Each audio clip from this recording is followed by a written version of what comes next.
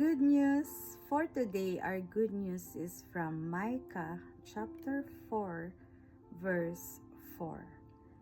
Everyone will sit under their own vine and under their own fig tree, and no one will make them afraid, for the Lord Almighty has spoken.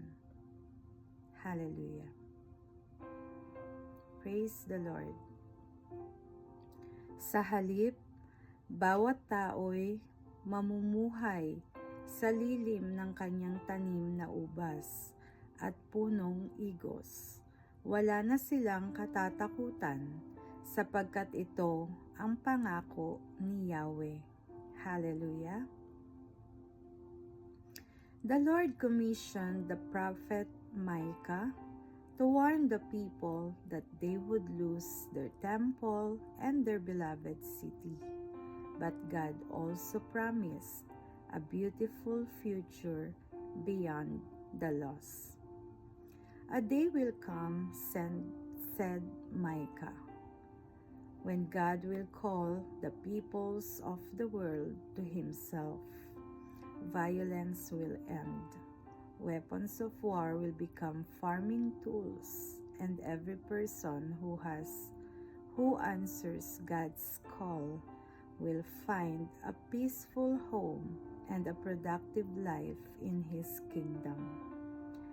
For many in the world today, and maybe for you, a safe home remains more a dream than a reality. But we can rely on God's ancient promise of a home for people of all nations, even as we wait and work and pray for those peaceful homes to become a reality.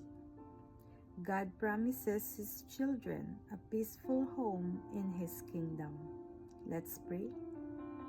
Father, thank you for the beautiful promise of a home. Please bring peace to our world and provide for the needs of all of your children. In Jesus' name, amen. Have a blessed Sunday, everyone. Till next, good news.